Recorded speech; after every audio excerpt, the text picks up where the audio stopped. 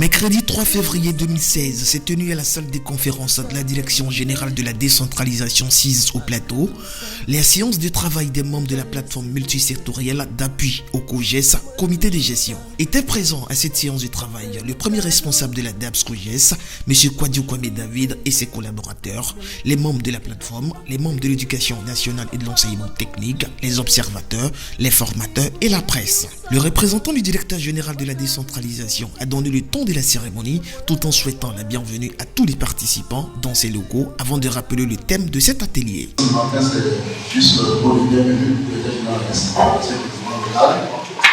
Mesdames et messieurs, chers séminaristes, permettez-moi de vous souhaiter la bienvenue et vous adresser ces remerciements d'avoir choisi ce logo pour apporter cet atelier.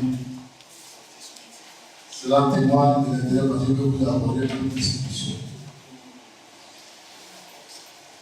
Au cours de ces présents séminaires, vous aurez à réfléchir sur la contribution de la plateforme multisectorielle d'appui au COGES. Mesdames et messieurs, vous convenez avec moi que pour l'atteinte de l'école d'excellence, si chère à Madame le ministre de l'Éducation nationale, il nous faut des projets forts et efficaces dans chaque établissement. C'est pourquoi la première étape de votre travail consistera à faire des observations sur le fonctionnement de COGES. La seconde étape consistera à faire des suggestions pour l'amélioration des drafts des trois manuels conçus par la direction de l'animation, la promotion et le suivi de COGES en collaboration avec les experts magiques dans le cadre du projet PLC, PCLCI. Chers participants, tous les regards sont actuellement tournés vers vous, car de nos travaux dépendra aussi l'amélioration du système scolaire. La bonne voie émergente passe par une formation de qualité de notre jeunesse et le rôle de COGES est capital dans l'atteinte de cet objectif. Je vous invite à suivre avec beaucoup d'intérêt cet atelier d'orientation et de renforcement des capacités.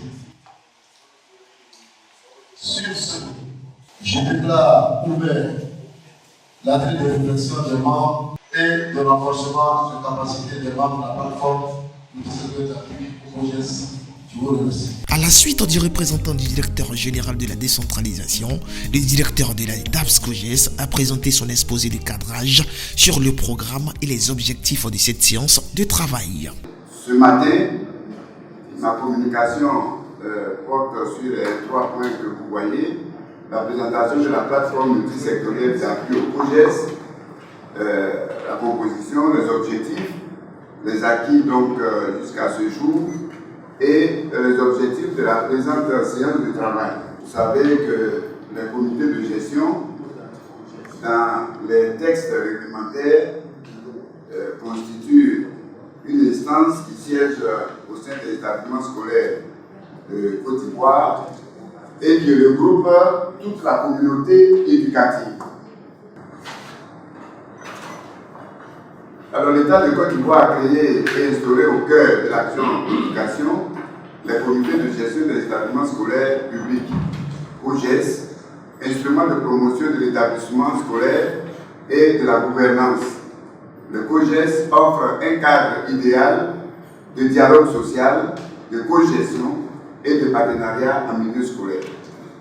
20 ans après, il est plus que jamais important de faire le bilan de ces actions en développant à ses côtés des outils d'encadrement dont la plateforme multisectorielle d'appui au COGES qui nous réunit en ce jour.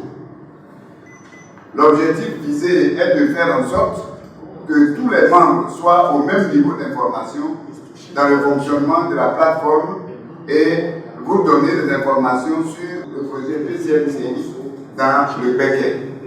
Nous partagerons cette expérience avec d'autres structures du ministère, nos membres de la plateforme des directions centrales qui ont reçu les manuels au cours cours de la séance de travail présidée par M. le directeur de cabinet le 5 mai 2015, tout en faisant appel à d'autres regards extérieurs. Il était important pour nous de réactiver cette plateforme qui est un véritable cadre de plaidoyer. Le 24 janvier 2012, Madame le ministre de l'Éducation nationale, par courrier référencé, a permis que nous obtenions des différentes structures qui sont représentées ici et des institutions pour désigner des points focaux par leur hiérarchie respective comme membres de la plateforme multisectorielle d'appui au COGES. L'objectif est de constituer un groupe de plaidoyer pour les comités de gestion des établissements scolaires. Il a par ailleurs présenté officiellement les nouveaux membres de la plateforme multisectorielle avant de dresser le bilan partiel en termes de réalisation des COGES après 20 ans d'existence. Vous savez, lorsque nous avons pris service, je rappelle que les COGES, depuis leur création, le président d'un COGES, d'un établissement, était le maire.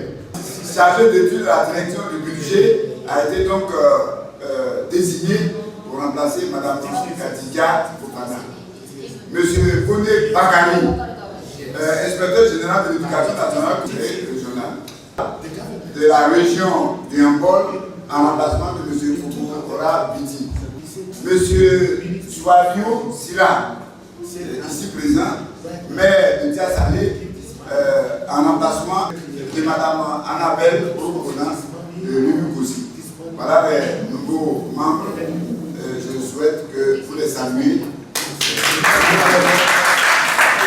Alors, les acquis, nous avons déjà un draft de l'arrêté interministériel pour faire fonctionner cette structure. On a aussi un draft de plan de travail annuel 2013.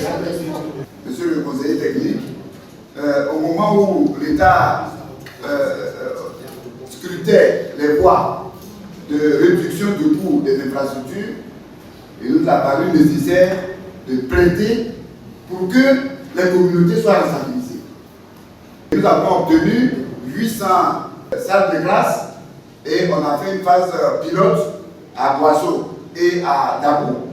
Et cette année, les 800 autres salles de classe ont été donc généralisées.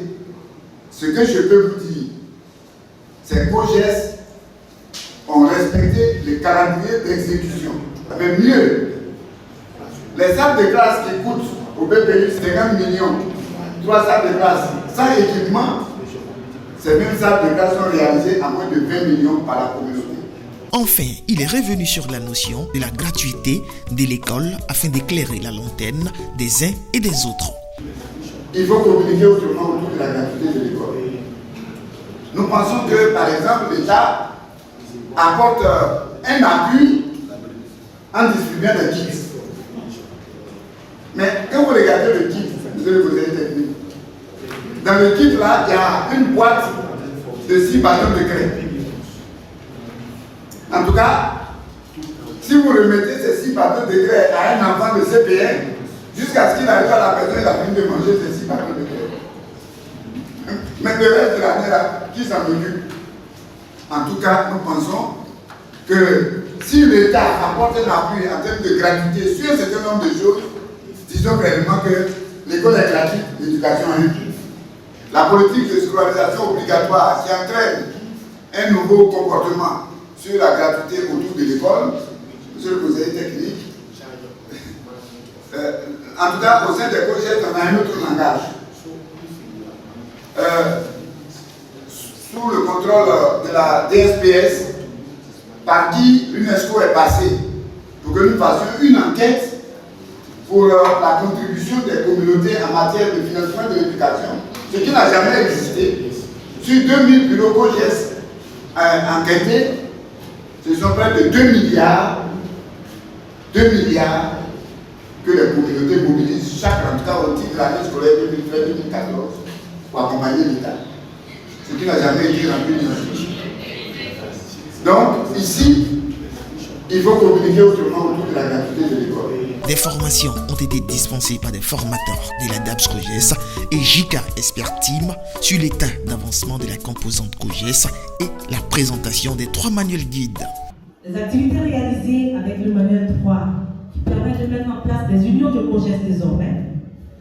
Les acteurs et gestionnaires ont été formés, les membres des COGES également, les organes des UCOGES, les unions des COGES ont été mis en place et leur plan d'action a été élaboré. Dans ce tableau, vous avez le résumé des flux d'activités depuis avril 2014 jusqu'à actuellement.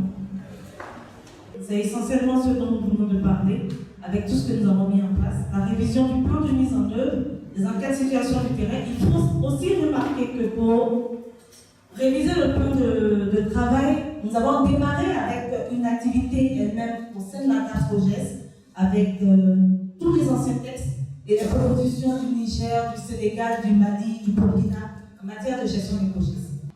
Donc vous voyez un module relatif à la gestion administrative, c'est comment est-ce qu'on tient une réunion, quand on fait une réunion, comment est-ce qu'il faut la conduire, quels sont les documents qu'il faut faire, comment est-ce que la réunion va être préparée. C'est ce ensemble de choses qui est contenu dans ce premier module. Le deuxième module, c'est le module relatif au concept de, vous voyez, PACC, c'est Plan d'Action Communautaire du COGES.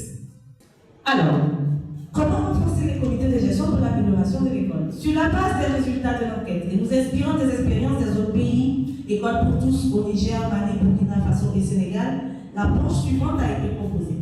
Améliorer la participation de tous en incluant les communautés dans la gestion de l'école à travers le partage d'informations avec tous les acteurs et un lien avec l'école et l'action collective commune. Parce que tout le monde ne sait pas ce que c'est qu'un comité de gestion. Donc il fallait déjà expliquer même aux communautés, aux parents qui sont dans la communauté, qui désirent être membres du bureau exécutif du COGES, ce que c'était que le COGES. Des échanges s'ensuivent par la suite entre les participants qui ont fait des remarques et suggestions. Venez ici, ça vous fait la marque. Dites que l'école ne doit plus être la fête de l'État. L'école doit être la fête de la communauté, la fête de tout le monde. Lorsque j'ai regardé les documents, j'ai vu qu'au niveau de la communauté éducative, il y a un certain nombre d'acteurs qui n'ont pas été cités. Par exemple, dans le cas des écoles privées, que je connais bien, il y a souvent des clubs UNESCO, également aussi des clubs AAC, des clubs des clubs associations, qui partagent les mêmes locaux que, en tout cas, les élèves. Est-ce qu'il y a des outils pour que chaque COGES à son niveau puisse faire son évaluation à lui-même? Par rapport à la question de la participation des communautés, effectivement, l'approche communautaire est une approche déterminante pour l'amélioration, la réhabilitation des infrastructures, mais aussi pour l'amélioration des résultats scolaires au sein de nos écoles. Dans la mesure où les gens qui sont impliqués dans le processus peuvent effectivement agir sur le processus. Nous avons eu une longue expérience pendant 6 années avec ces étudiants. En ce qui concerne la réhabilitation des écoles, nous avons eu cette approche communautaire dans certains cas, mais aussi en ce qui concerne la question des droits de l'enfant dans la gestion des écoles. Les COGES n'ont pas de mission, n'ont pas de responsabilités précises. Moi, je pense que ça pose un problème parce que quand on regarde les missions des COGES, c'est tous des appuis. Ils appuient. Et donc, finalement, il est plus facile pour les gestionnaires du système de déployer leurs responsabilités sur les COGES. Le tout n'est pas de construire une école ou de la réhabiliter. Mais il faut que, lorsqu'on a fini de construire l'école, il faut que les enfants soient à l'intérieur de l'école. En tout cas, tous ceux qui sont en âge d'être à l'école soient à l'école. Malheureusement, vous savez, il arrive pour ceux qui parcourent plusieurs hameaux de découvrir que l'école a été réalisée. et que les enfants n'y sont pas toujours. Comment faire en sorte que les parents comprennent la nécessité de la déclaration des naissances? Qu'est-ce qu'il faut faire pour les accompagner, pour les enfants qui n'ont pas d'extrait de naissance, pour qu'ils aient des jugements supplétifs? Vraiment, pour moi, c'est très important parce que je sais ce que ça veut dire. Au moment de faire l'entrée en 6e, les enfants n'ont pas d'extrait. Il faut que la direction des écoles, lycées et collèges délivre ce qu'on appelle une attestation à usage administratif d'identité, etc. Tout ceci, c'est trop compliqué. Qu'est-ce que la décentralisation peut apporter au COJES pour que les enfants puissent être déclarés à l'état civil?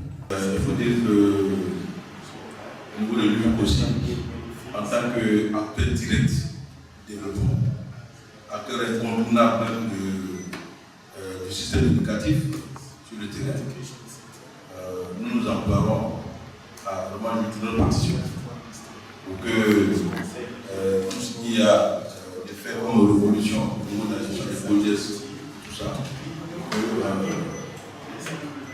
voilà, nous puissions apporter ce que nous pouvons pour le bon fonctionnement et le développement. Donc voilà ce que je peux vous dire et on va encourager et féliciter tous ceux qui ont la voix. Au sorti donc de cette séance de travail qui annonce les activités éclatées des COJES partout en Côte d'Ivoire, après la cérémonie officielle de lancement, le directeur de la DAPS COJES rappelle les objectifs. Les objectifs, nous l'avons indiqué, les COJES sont constitués et appuyés et accompagnés par plusieurs ministères. Et ces ministères ont désigné des points focaux qui se retrouvent au sein de la plateforme multisectorielle d'appui au comité de gestion.